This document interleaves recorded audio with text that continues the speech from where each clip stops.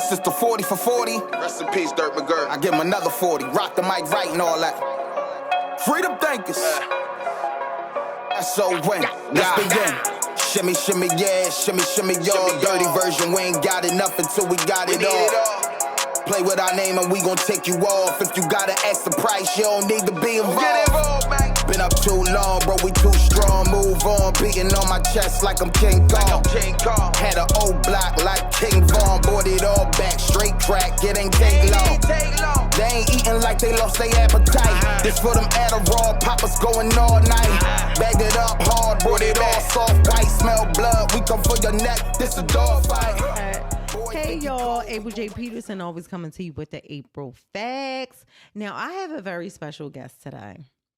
So this guest is also my podcast brother. He has a key to my house. I have a key to his house. But he has allowed me to have the honor of interviewing him. This guy is a podcast host, creator, entrepreneur, investor from West Philadelphia, Bengy Jones. What's up, Bengy? April, I love you, sis. Really? Thank you. Thank you. I love you too. It's weird. I never been on this side before. It's weird. I never said How it right feel? here. It's weird. It feel weird? Yeah. But you sit your ass over there because this is my seat tonight. Absolutely. I'm in your house. Rock the mic. You know what I love about you is that I thought that I was the only obsessive, and I'm not saying you're obsessive, and if you are, then you can agree. Facts is facts. I am an obsessive Roc-A-Fella girl. I was in the baby blue, powder blue, pink, velour, everything with the Air Force Ones. Mm-hmm. I thought I was signed with the Roc. And I had the Roc chain from the gallery. Is now considered the 12th district now? Fashion district. Fashion district. Yeah. That's what the 12th district. That's where I had got locked up at. I'm sorry, y'all, confusion. But I got Bengy Jones from the RoCTheMic Podcast. Bengy, I have so many things in my brain that I want to ask you because I'm here. Yeah, you're so talented. Thank you. I appreciate you. And I like what you're doing because the RoCTheMic thing, in the connection of the whole Roc-A-Fella history, Roc Nation, right? Absolutely. What I like is that was such a prominent time in hip hop, especially in Philadelphia. It hit more in Philadelphia. Pause. Coming from Philadelphia, like I always tell Neef this when I talk to Neef. Him and Chris, like in my age category, they sparked you remember that DVD era? Come on. I believe it was going to happen regardless, but once Headshot, once all them guys realized, how old Chris and them was, and they was doing it at a high level, they were like, we can do this too, and it got crazy. Right. It got crazy. But Bengy, can I say that what you're doing right now, currently with the RoCTheMic Podcast and bringing that whole Roc-A-Fella, like timeless, beautiful moment, back together, the more retro version, right? Yeah. What I like is that I don't feel like people understand that Philadelphia had so much to do with that Roc-A-Fella era. Now, can we talk about that? It was the hard pause. It was the hard section of the Roc. Beanie Siegel was the most feared MC. Absolutely. At one point in time. He was Jay-Z's go-to hitman. Nobody touched Hov because you couldn't get past Beans. With Free, Chris and Eve, Petey Crack, Owen Sparks. A good starting five. Yeah. It got crazy. Yeah. It got crazy. So in all fairness, everything is hip hop, but we like what we like, and they was Philadelphia heroes. Shout out to Major Figures too. Major Figures did it on a big level also. Yes. Shout out to Gilly. Shout out to Wallow. Shout out to everybody. Shout out to Bianca. Shout out to Bump, Ed Lava, Dutch. That era with Eve, Philly's Most Wanted, Major Figures, Ram Squad, State Property. Like that was a golden era of Philadelphia where a lot of lives was changed, and it sparked the next generation to see them coming back with success, and we see people getting money off of rap. Exactly. So it made other people sharpen their skills. Right. Then you got DVDs and Bob and Bam and Reed Dollars, Joey's Your Head, me, Yeah. everybody got they run. And then you got the new wave and Magic. so on. Yeah. Shout out to Shout out to Magic. On in. Shout out to Magic. Yep. So that was a timeless era. Like, so going back in time and trying to bring that here, but make that connection with the newer sound, because I think that a lot of this new rap or artists were highly influenced by that time. Yeah. But I feel like because that era was so full of lyrical MCs, they don't want to acknowledge it because I feel like they know that they can't compete with it. Is that a strong opinion? It may be that, or maybe is they just got their own vibe. Okay. Because I remember, how can I put it? I remember everybody. I fought with a lot of people explaining Freeway when he first came out. They didn't like Freeway voice. And I'm saying listen to him. Okay. And now 20 years later, Freeway is still here to this day. That's because you have that vision.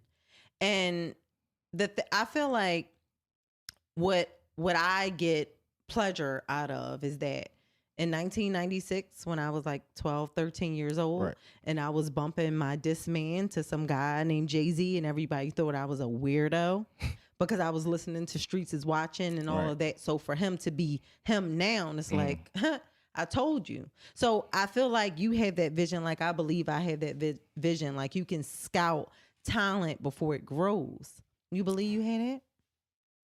Maybe, hopefully.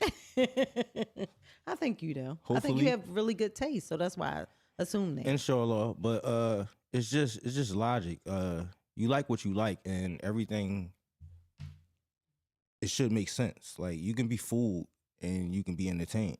Okay. All right. It's two different things. You can be fooled and you can be entertained. Okay.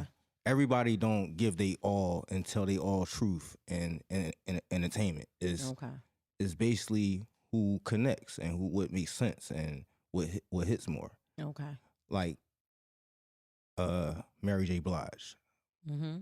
I would never look at Mary J. Blige in a sexual way, and I think she's a beautiful black goddess. Given that, because growing up, I know my pop fucked up, excuse my language, because my mom will play Mary J. Blige, and I know Mary holds you accountable. We gotta clean the house and everything, so it hits different. Mary like an aunt to me. Yeah. She's so beautiful. Though. Mary, my sister, in my mind. She's so beautiful. I think Mary's I just my seen a big picture of sister in my mind. her earlier, and Yeah, I'm like, I love Mary ooh. real bad. But I would never, like, if I had a chance, I would. It wouldn't, because I really look like that's all I heard was Mary J. Blige growing up. Okay. So you said that all you heard was Mary J. Blige growing up. So I have to assume, and I'm only making a connection to this because when I was younger and I listened to Mary J. Blige, it was because I came from a very underserved environment, a lot of issues, a lot of trauma, a lot of problems. And I feel like Mary spoke For that, she was the voice for that. She was the voice for that. My story is just like everybody else's story. It's not. It's not. Well, what is it like? It's not perfect. Raised by my mom. Okay. I'm the oldest of her 7 on my father's side. Oldest of 3 on my mom's side. Okay. My dad had three different families all at once, respectfully, but he didn't do it right. Islamically? No. Okay. The play away. Okay. I hate to say it, but the society way. Okay. How they, you know. He did what he did. He did what he did. Like everybody's grown now, and everything's good, and we all turned out to be decent human beings. But it could have been better. But it's the same. It's the same story. It's survival of the fittest, and raised by a single strong woman. Okay. And it taught me a value in treating a woman, looking at a woman, and also stepping up as a man. Okay. Now I hear you say that strong woman, right? And I'm highly triggered by that strong woman thing, right? Because I feel like women that are considered strong are eliminated. And when I say eliminated is that we're so strong and dependable and reliable, but we're not lovable. How is that? Answer that for me. Sometimes it could be intimidated for a man. I can't speak for men though. I don't want nobody to bash me and tear your comments up. Okay, but let them tear it the fuck up. Who gives a fuck? Ain't this rock the mic? You gonna rock the mic or no? The fuck? Pause. Okay. Excuse your language. Not rock it like that. Yeah, but I know. Yeah, in a hip hop way. Yeah. But in all realness, sometimes men can be intimidated by somebody that's strong that can do whatever they can do. Right. Maybe even better. Yeah. But P.S. Not to cut you off, but real quick, just so I don't forget. Strong people don't wake up just, I want to be strong today. Right, Shit happen. Yeah, it's survival of the fittest. That's what I just said. Exactly. Maybe everybody has a story. Mm-hmm. Everybody has a story. It could be a big story, a small story, a medium story. Pause.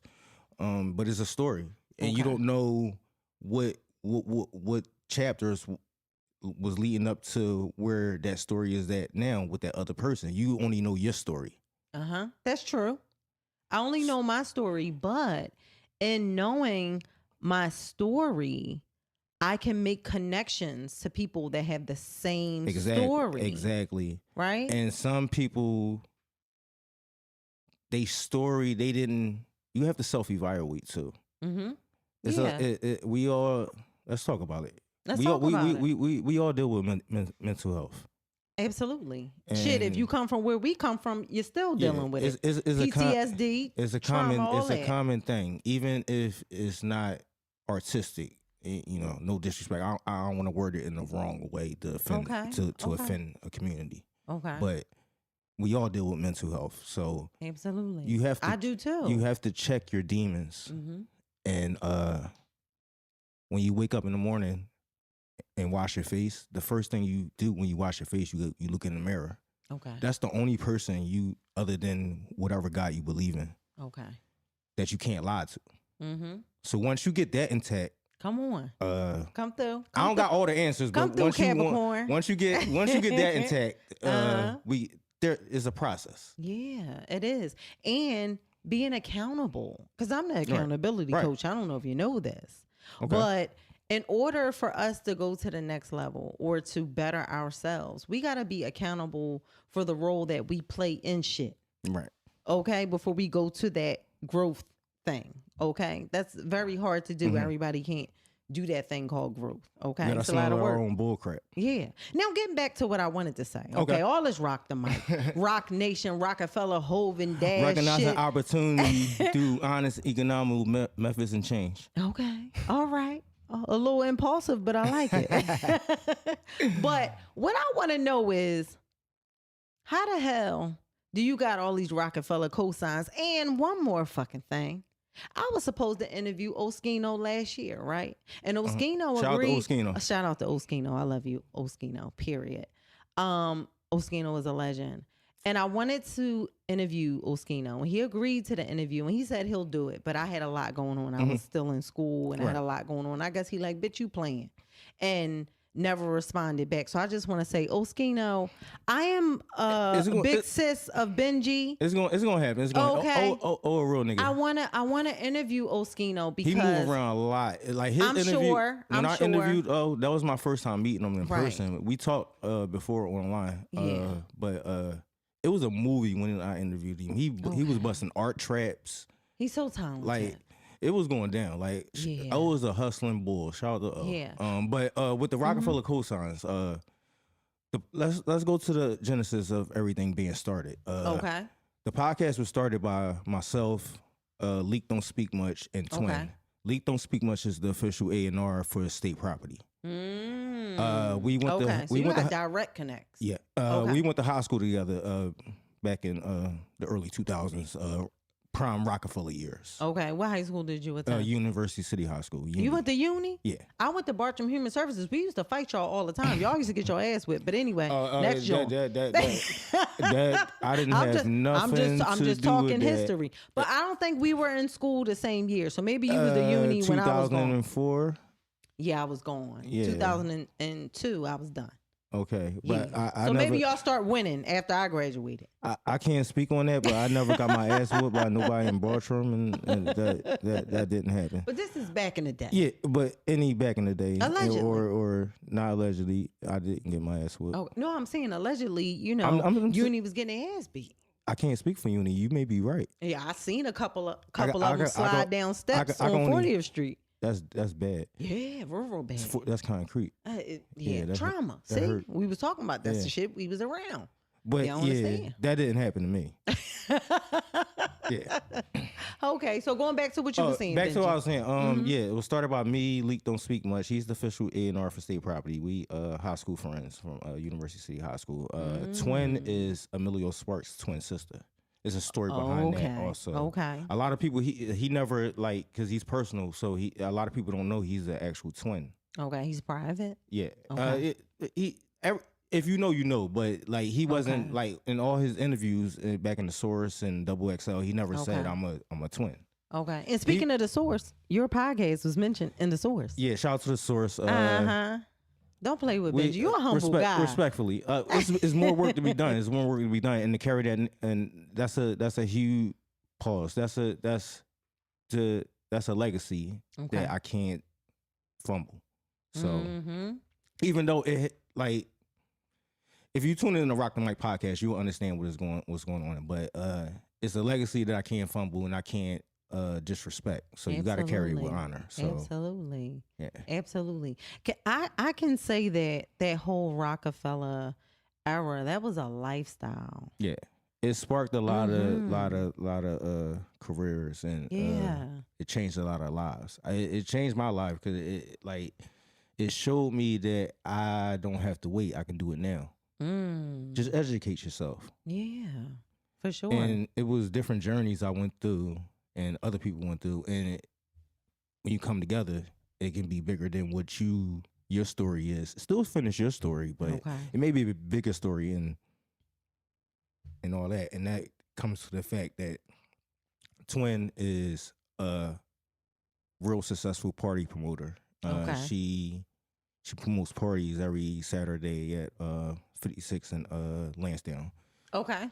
The Blue Book Lounge. Excuse me. I remember going to Blue Book when they first opened, when not a lot of people knew about it. Yeah. Now everybody's there. She got it on lock. She brought Jada Kiss out, all types of Nuff people. Said was there. Shout out to Nuff Said. Shout out to Nuff Said. Nuff Said was my first interview on my podcast. I ain't meet him yet, but he from West Philly and I like what he doing. I see his vision. I'm gonna reach out to him and see if you can get an interview with him. That would be nice. Anybody from West Philly that's like I gotta. Yeah. Is a given. A lot of talent in Shout West Philly, Nuff. for sure. Shout out to Nuff. And we started the podcast, and it was about, I believe, July we started filming. And what we did, because none of us knew about podcasting. Okay. And I kind of quarterbacked it. I watched a bunch of podcasts, and I had my own opinion of them. And all we did was shoot content. But I talked to Chris. Shout out to Chris. Okay. The best podcast Young Guns producer. Chris? No, Chris right now. Shout out to Young Chris. Our engineer our Chris? Chris, yeah. Oh, shout out to Chris. Gunner too. Shout out to Gunner too. But Chris from Philly Podcast Studio. Yes, Philly Podcast Studio, our engineer. Yep. I sat down with him and he said, your first episode is great. And that was like our pilot. We were just playing around with pause.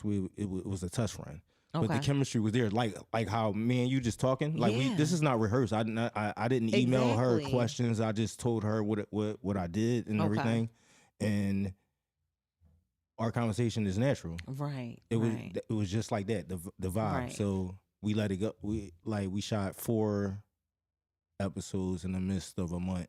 Okay. And I held on to it. Okay. So, excuse me.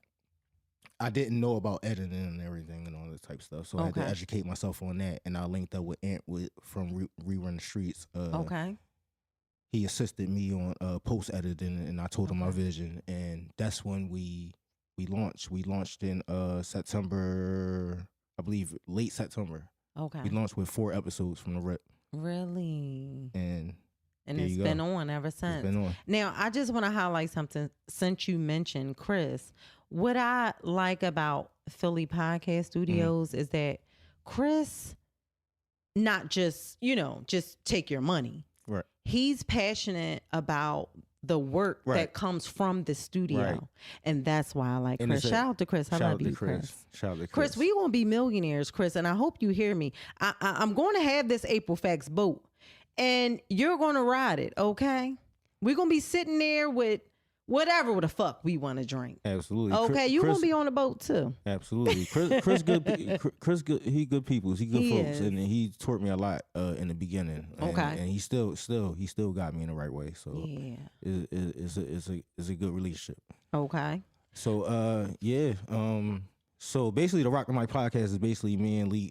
We started out when we used to be in high school. We remember the Roc-A-Fella D Block situations in that battle. Yes. That was a bad time in history. You know why?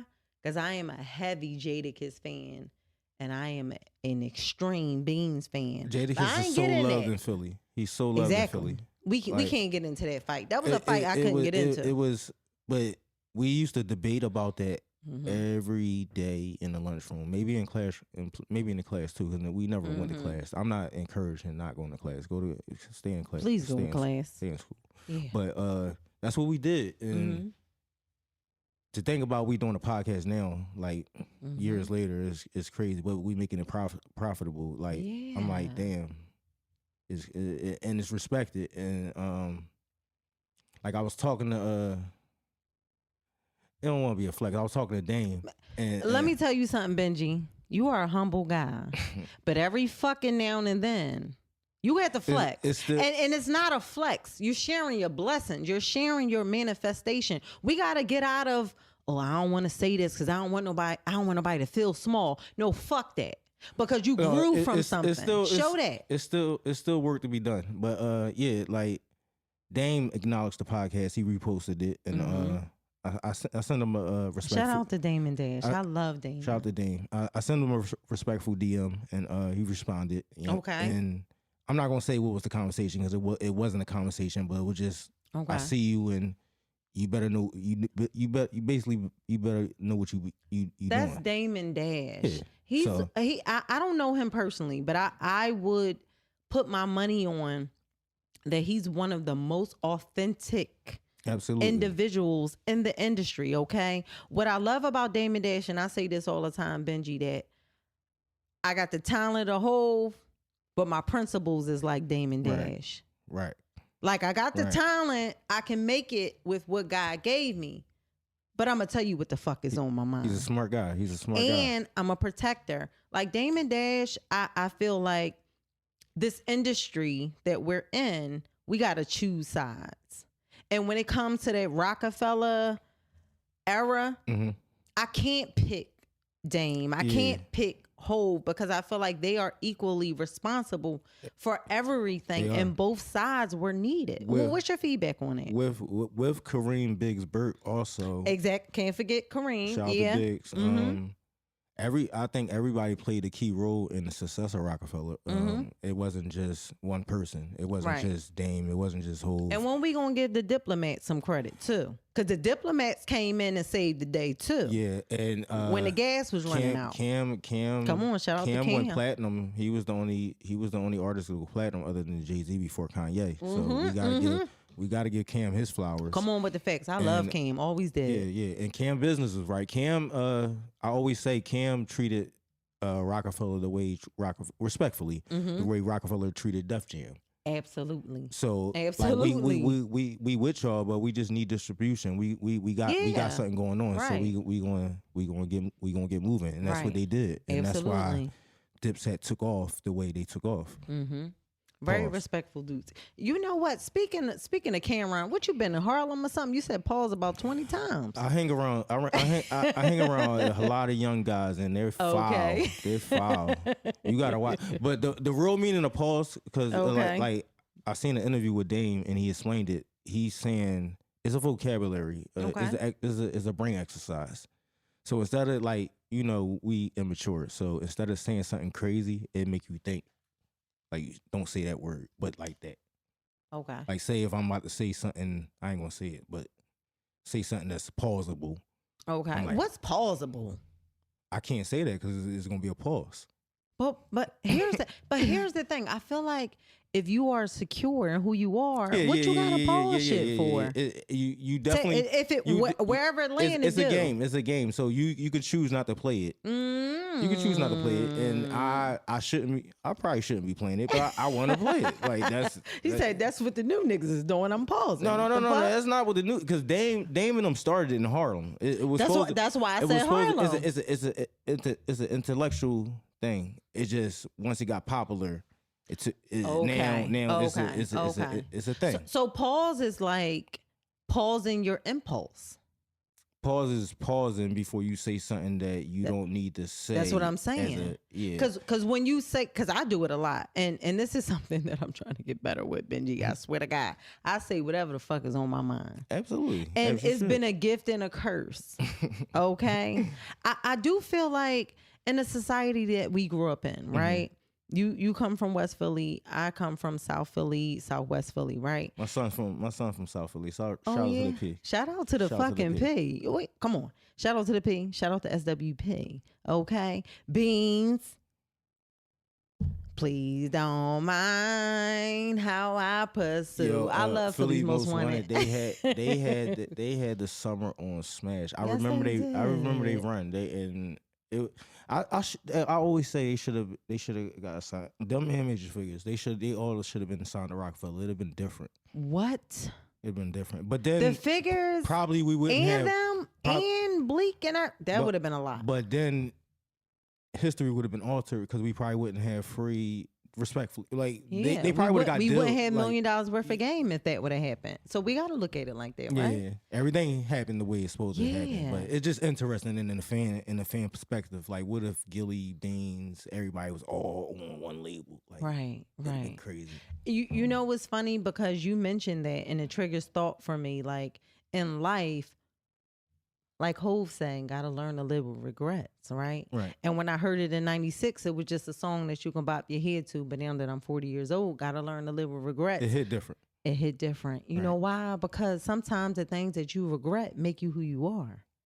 You know what I mean? Yeah, everything's supposed to happen. Mm-hmm. Even the stuff that you didn't want to happen, it was supposed to happen. Right. Because it wouldn't have happened if it wasn't supposed to happen. That's it. Excuse me. And as a entrepreneur, talent seeker, and boss dude that you are, and being this hip hop, historian, right? Where do you see hip hop going, or where would you like to see it going? I got some slack from my uncle. He seen I did it in another. I said it in an interview that respectfully. Mm-hmm. I ain't mean harm, but I said respectfully, hip hop is bigger than some religion. Absolutely, it is. So what I mean by that, because I'm gonna have to explain it. Okay, I'm listening. If people just look at the whole interview, they'll understand. Like, instead of like talking shit. Mm-hmm. But they're gonna do that anyway. Let them talk. When I say hip hop is to some people, hip hop is bigger than religion. Some people don't have religion. Like, they believe in God, but they're not spiritual. They don't go to the mosque or the synagogue or church, or they but they breed hip hop religiously. They dress. That's me. They dress like so. Is global. So is whatever you like now, because it can never go back to where it was in the early 2000s, in the 90s, or in the 80s, in the golden era, when when Big Daddy Kane and Rakim and all that. But it's global. So you got people that can't even speak English that raps. Yeah. I feel like hip hop speaks to the happy, to the hurt, to the person that wants to be inspired, to the person that wants to get fly. Like, hip hop is a multi-language piece of art. And I represent it so well, and I'm so proud of it. I have hip hop pride, and I have to say that on my podcast because ignorant people will interpret it, oh, you ghetto. You wear gold hoops, you wear chains, you wear gaudy clothing, you wear long nails and all of that. But what's the meaning? Sorry to cut you off. Go What's the ahead. meaning of ghetto though? That's what because I'm glad you touched on that. You shining and you look very beautiful, by the way. Thank you. The way you articulate yourself, I don't see ghetto, so that's why I asked what's the meaning of ghetto, because like, just because I don't have a suit on, which I do wear a suit sometimes, don't mean that I'm doing certain stuff. Like I'm in a group text with a bunch of, with people like would say not sexy bosses. Okay. When I say that, is retired SEPTA drivers that took their pension and did something with business, and they're very, very successful. I don't want to put people, because they working class people that put themselves in a and they're very, decent very position. successful, and you wouldn't believe like they're rappers would die to make the money they're making, and they're living their dream, and they're the boss of their life. Okay. So the thing is you being successful in your own right, and like, what is ghetto? Like, because can I answer that for you from my perspective? They don't wear suits every day, like those guys. They're good gentlemen. They're good men. But guess what? When you think of hip hop, the only reason why these stigmas are attached to it, because racism affects those stigmas, right? Because hip hop was started by us, and we know that not many groups think that highly of us. But we're so influential, though, right? The other thing is, and I'll use myself as an example. I like to use me as a reference, not because I think I'm the shit, but it's because, I am. But I'm not. I'm not going there. I'm making a real point. When you can come from a place that's so broken, that's so hurt, that's so damaging, and rise above that shit, and still own who you are to the core. The world is scared of that, because you know why? Because in the ghetto, they know you from the bottom, right? And when you get up here, they know you done seen all that shit that y'all done did when I was down there. And now I'm up here, and I have this platform to speak my truth, or I have this certain position to speak my truth. Y'all don't like that, and you'll know the ghetto tell the truth. When we rap, we tell the truth. Would you just explain? Would you just explain? Respectfully, showing Jay-Z Carter. He did it his way. And if it wasn't for hip hop, like somebody growing up in, I don't know, like we know his story, but we don't really know his story. Right. You get what I'm saying? So somebody growing up in that in the projects, and now he's worth like $3 billion.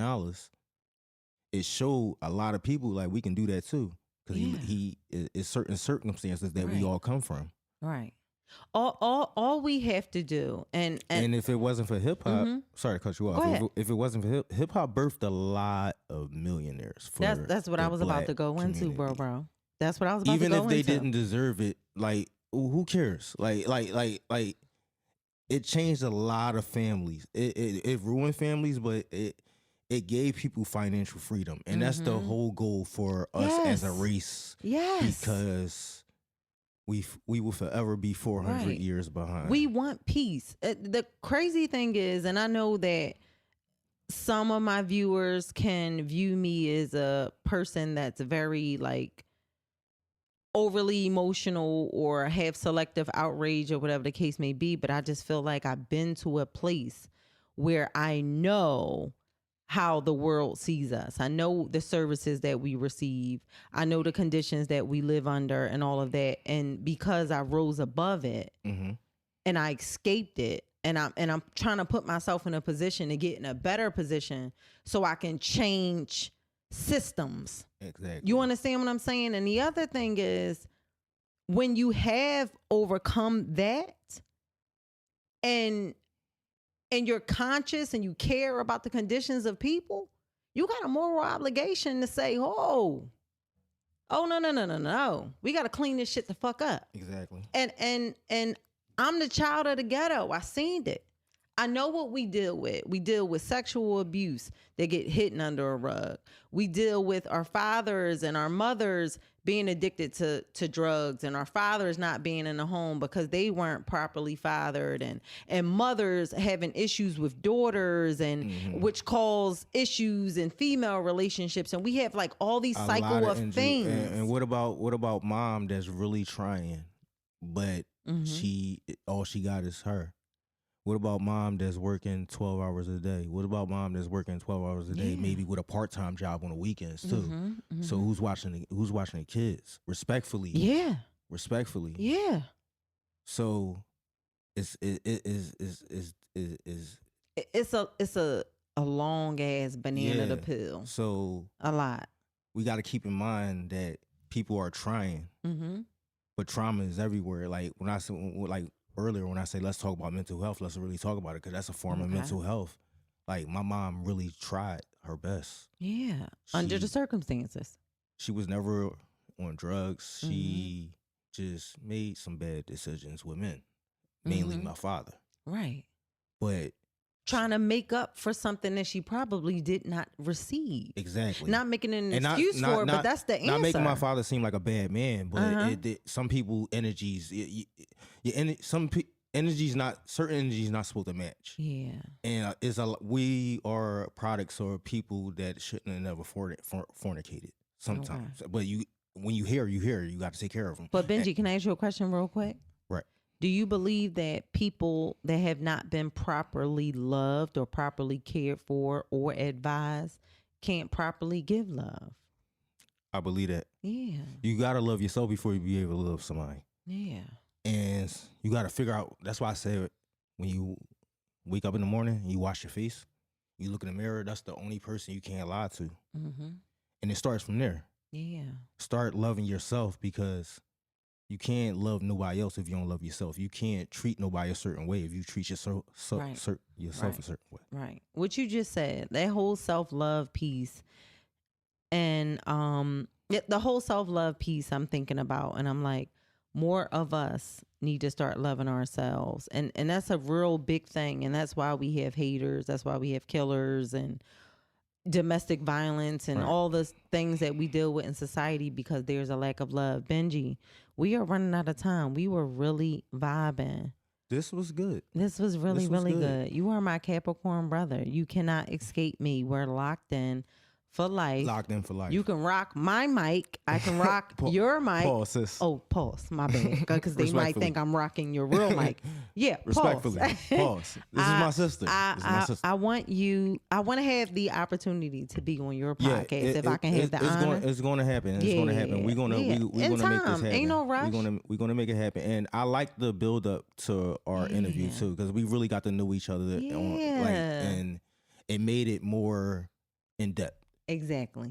It was going to be mature anyway, because I felt your energy through the internet. I'm glad you did. And I'm glad you received me the right way, because some people don't know what to do with me, because I'm a lot. I'm honest, I'm straightforward, but then I'm sweet and I'm humane and I love people and all that. Really? I see a lot of my mom. My mom is shy though, so like you more outgoing, but she say what she means. Yeah, my heart is in the right place. Like I said, we running out of time. Let the people know where they can find you at before we get out of here. On Instagram, RoCTheMic Right. On YouTube, just type in RoCTheMic Podcast or RoCTheMic. It'll pop up with beans and free videos and all that type of stuff. So it's official. All right. Check and us out. Before we get out of here, I just want to put it out there that Roc-A-Fella Records is stamped in history, and any artist that's ever been affiliated, signed, did a feature with anybody from Roc-A-Fella Records, you are stamped in history. And I love y'all. Y'all changed my life. I come from pain. I come from struggle. Okay. And everybody on the rock says something that was influential, right? That affected our lives, that made us want to win. And that's why I love Roc-A-Fella, because everybody on Roc-A-Fella came from nothing. Talk about it. Okay, they came from nothing, and they said, I don't give a fuck that I come from nothing. I'm the shit. I'm going to show the world that I'm the shit. I'm going to be the shit, and I'm going to believe it. And I had that mindset. And that Roc-A-Fella mindset got me 2 degrees, and I'm working on a 3rd one. Okay? So I just want to say the Roc is responsible for that Mamba mindset. Okay, the Roc is responsible for that that bigger, higher level thinking, at least for me, because hip hop saved my life, which is why I have to always showcase the people that appreciate the culture, that are still involved in a culture, that respect the culture, that has also let hip hop influence their lives towards their personal growth. And that's the April fact coming from the accountability coach. Good evening. The fuck? The fuck? And I got what it takes to rock the mic right, yeah.